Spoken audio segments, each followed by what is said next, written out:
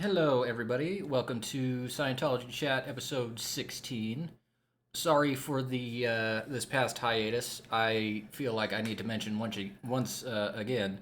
I'm not the host of this podcast. I'm not a Scientologist. None of this is my fault, and I bear no responsibility. Last week I was down in Zion in southern Utah, though, so that's where I was last week. I don't know about this other guy. I was in jail. Oh, Thursday. Not for the whole week, but enough. Today's episode, now that we're back, is going to be in our last episode we talked about self-analysis. We also should be consistent at this point, right? Well, we're consistently inconsistent, which is why you should turn on notifications if you follow our podcast. Just check it every now and then. So, the plan is still... I've been playing around with a new software, trying to get everything ready. There's this software that Rory showed me that we might be able to use to be able to do like the video and audio thing that we talked about in the last two episodes. And so... I don't really fully understand how to use it. I was trying to use it on Wednesday to record an episode to get us caught back up, but I'm going to have to watch like a YouTube tutorial because I don't get, it's not like this program. Well, yeah. It's confusing as shit. I believe it was the Microsoft store on my computer, there, like if you look up AI programs in the that's where it came from. Windows Store. Right. There are a lot of fucking AI things. Most of them seem pretty useless and mundane, but there are some of them that are interesting. Yeah, one of the ones that were on there had to do with logos and image generation. Be on the lookout. In the near future, the logo for the show is going to change. It will still be a squirrel, but instead of being, a random stock image of an actual squirrel, it's going to be different for some important things in the future related to like YouTube and when we start live streaming and all of that stuff. Because I can't make a watermark out of an actual photograph. So, today's episode is going to be about... I could have taken a pictures... Wait, I did take pictures of squirrels. Well, yeah, that's... At some point, I need to create a page where we can share things. Also, to make it easy to know if, an episode is not going to be happening on a Thursday. We can make like a newsletter or something. At some point, I would like to do a newsletter, but that's more work than I can handle yet. Well, once I don't have a full-time job, I'll take over that. No kidding. Today's episode is going to be... Oh, actually, before we start, I wanted to say something. If you go to Scientology.tv or you watch the Scientology Network, I just wanted to throw this out as an aside. So one of their most recent episode is called... They have a show called Destination Scientology, and one of the most recent ones was Destination Scientology Salt Lake City. What? So, fun side game. If you want to go watch that show... and you want to listen to the episode called Why I'm Not in the Church Anymore, see if you can guess who in that episode is the person who kicked me out of the church. Wait, she's in that? Yeah, she's in it. They're all in it. Oh, shit. I could have been in it if I wouldn't have, if I would have been in a little bit longer. Face reveal. Yeah. But just as a funny aside, if you've seen that episode or you want to listen to it, just a fun fact, if you go on there, take a wild stab at it and see if you can figure out which one of the people in the show is the one. Email us your answer and we'll tell you if you're right or not. Right. We'll announce a winner and some sort of a prize. Maybe I'll mail you a copy of Dianetics or something. Or we'll sing you a happy birthday song even if it's not your birthday. Yeah, maybe, Maybe just a little golf clap. Yeah, something. Okay, but today's actual episode is being a Scientologist with non-Scientology family members. I wanted to talk about this for a couple of reasons. The main one being that my sister is currently in counseling therapy with a counselor back home, and she has just recently got a copy of Self-Analysis. I was talking that book up to her, and she has it. My mom has a copy of it. Well, My friend who lives in Missouri also has a copy of it. And then, yeah, that one. oh, okay. And then my other sister also has it and also has a copy of Clear Body, Clear Mind because she has a quite serious drug problem. They all drink the Kool-Aid. But, but by far the person who's the most consistent with actually using the book is my youngest sister. And so, as a funny thing, she took the book. I was talking to her. She was like, "Can we read the book together?" And I just said, "Yeah, we could do that." Sure. Or you can take the book with you when you go to your next counseling meeting and ask her to do it with you, to read the exercises with you. And so she did that. And I guess from the way that she talked about it, the counselor thought that it was a very good mental health tool. And then I guess my sister left and then came back the next week. And her counselor must have Googled that book, because the next time she showed up, she was like, so we're not going to be able to use that book anymore. Ah, what the shit? Yep, so my sister was a little insistent on it, and so just to read, if you haven't read Self-Analysis, like 80% of the book is just recall exercises for self-analysis, so it's basically auditing prompts for recall exercises, but meant for you to do yourself to be able to be audited easier or to work your way up to handbook for pre-clears. But I thought that was a funny story, that it really sums up one of the reasons we do this show, is that when she didn't know and was objective about the contents of the book, she thought that it was great, and they picked several different exercises. I told her the same thing I told you last week. I like to do good, good, bad, good, good. And so that's what they did when they were picking the exercises. And then after she Googles it and finds out who it's associated with, magically, even though the contents of the book haven't changed at all, suddenly that's something that they're no longer willing to do, even though it was helpful and good for my sister. So, you gotta love it. If it wasn't so blatantly obvious, you gotta love it. You know, Also, finish your shit. well, on a side note, over the course of this summer, there is a professor, a psychology and professor at we'll just say a college in Utah. I don't want to say the name just yet, but I reached out to them and asked them if they would be interested in doing a clinical study of Dianetics, to have a specific before and after to compare Dianetics' treatment for something with some comparative treatment as well as a placebo. And so we had talked about it, and I've talked with a couple of other auditors through the internet to get their opinion and see if they would be willing to participate in the survey if called upon.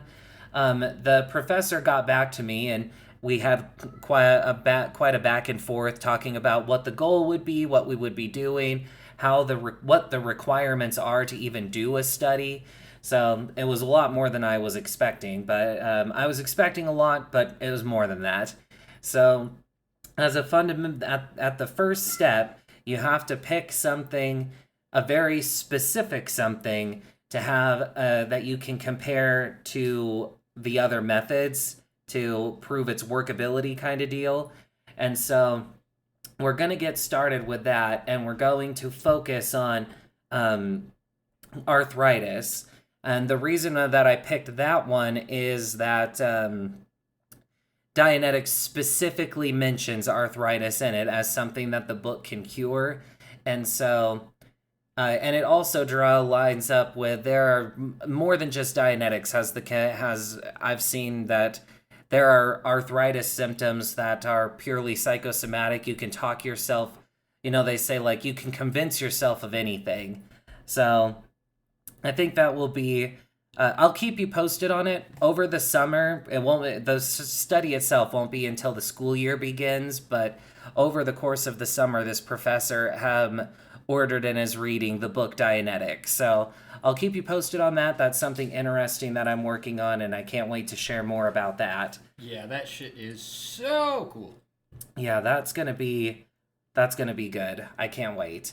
And then the other thing was, Um, to go with the basic topic of the episode, um, I am the only person who is a practicing Scientologist in my family, and I have not disconnected or anything from any of my family. They're all different, varying, I guess, they're the Neapolitan ice cream of Christianity. They're all like in the same box, but slightly different flavors. So, there's never been an issue about it. They've always been curious, except for my grandma, who absolutely hated that I was in the church because of everything she had watched about it on TV. But, you know how old, like old. yeah. And so they've never been, like, I've never tried to get them to join the church. The stuff in Dianetics, though, my entire family suffers from a bad case of alcoholism, and so I tried to get them to do that so that they would be able to, if they wanted to get better or wanted to stop drinking, that they would be able to use something similar that I had been able to use in the past, which I talked about in the last episode anyway, about using that for things like smoking cigarettes, but that would be an example. It was never an issue or anything that we talked about, any problems to do when I was in the actual church. They never, they never had questions about it. My nieces that I talked about in the Learning How to Learn, the Schools in Scientology episode, they're not Scientologists, but both of them have used the Learning How to Learn book.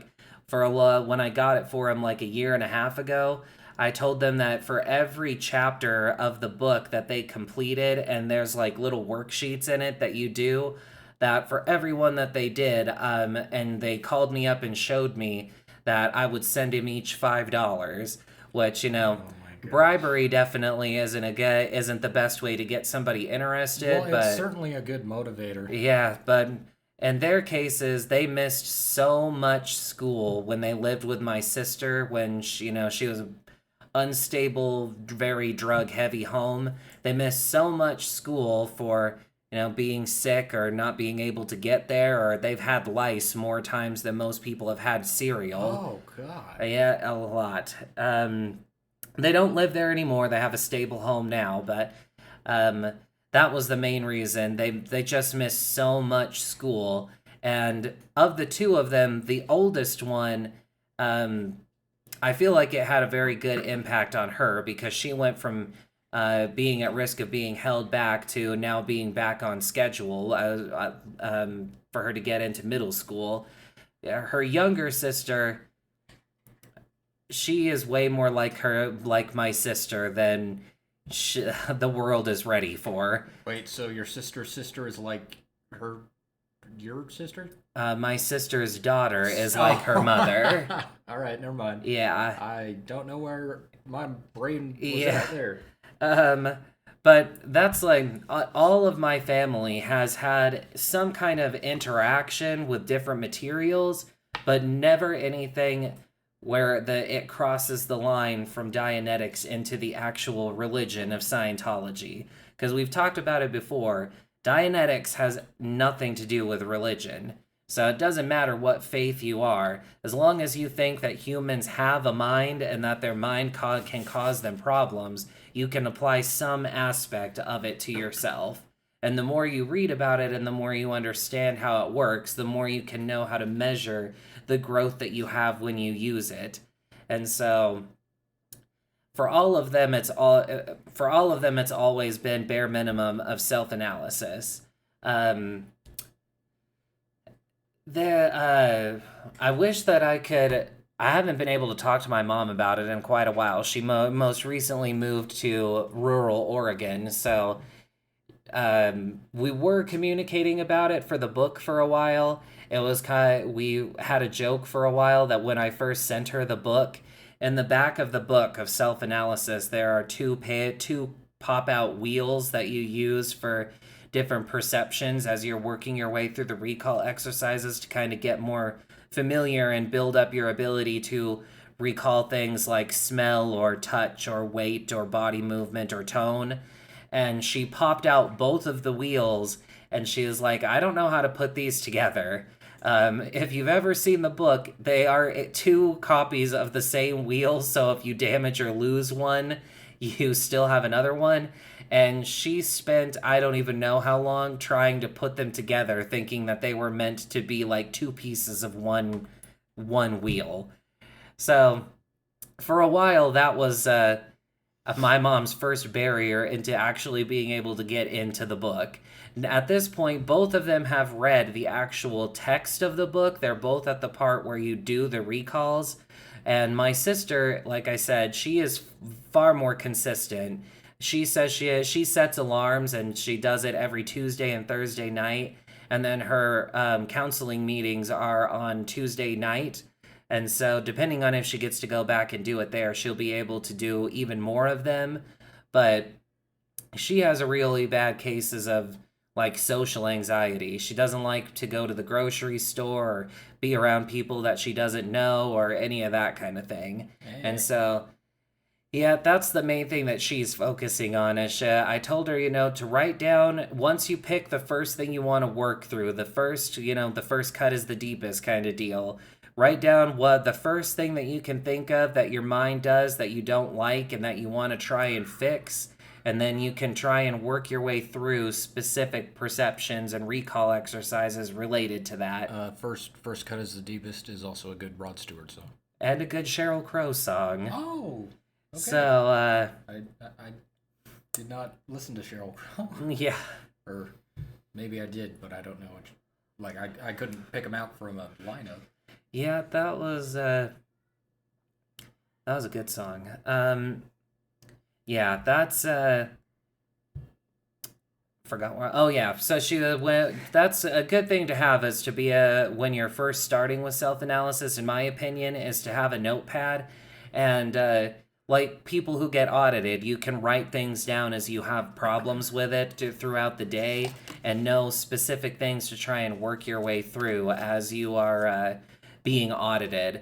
The person will have a case file on you anyway to keep track of different things, or where you leave off, or different parts of a chain, if you to try and work you back to the earliest possible example.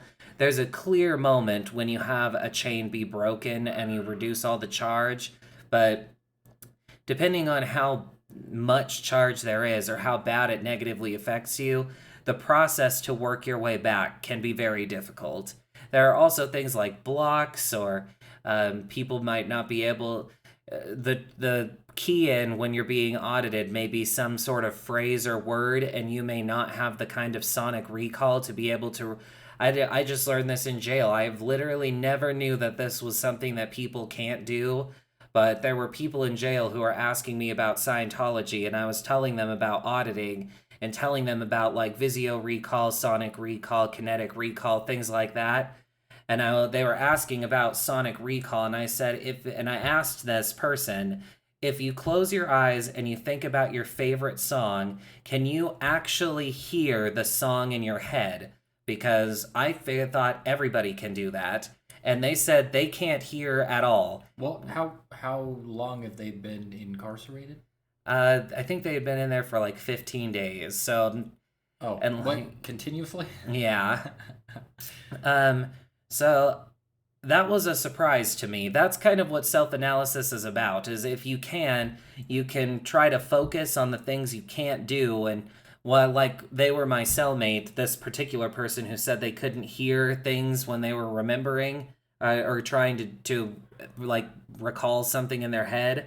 And so when we were in lockdown, I was trying to walk them through like the most basic way to start building up sonic recall. And it was to have them lay on the bottom bunk and close their eyes, and I would say their name out loud, and they would try to replay me saying their name in their head like it just happened. There's a similar trick with Dianetics with trying to get people into their recall exercises. You can start off by asking them what they had to recall what they had for dinner last night, or recall what they had for breakfast that morning. Something very, very recent to get them building up the ability to recall and gather as much data as possible as they go through it. And so with sonic recall, apparently that's more common than I thought, because I didn't think that was something people couldn't do in general. Well, right, because if you like asked them like if they'd ever been to the beach and if they could hear the seagulls and the waves crashing, and so that's what he was because they were from Colorado. So I was asking them like, can you if you remember growing up, can you remember like watching something on TV or remember the sound of wind or anything like that? And they're like, no, when I remember something or when I dream, there isn't any sound in it. And I was like, that is fucking crazy. And they're not deaf. Nope, they're not deaf. And so are they? No, they are not. Okay. So yeah, that is yeah. That was so that's kind of an example of what the point of the book Self-Analysis would be, is to, if you can't do something or you struggle to be able to do it in a recall exercise, if your key in is something audio that you can't hear when you're doing your recall exercise, you can't catch it if the person can't hear it, to be able to find an earlier memory where that phrase was said, or to use like the repeater technique to have them repeat that phrase over and over and over again.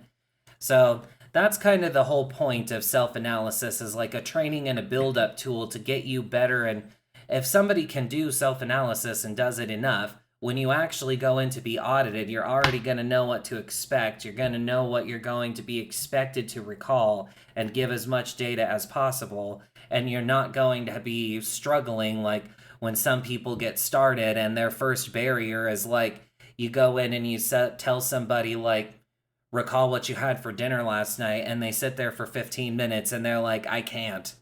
That I've seen that when I was doing a course in the course room, there were people who were twinning, which is two people who are on course for Dianetics, and they have to audit each other to learn how to do it.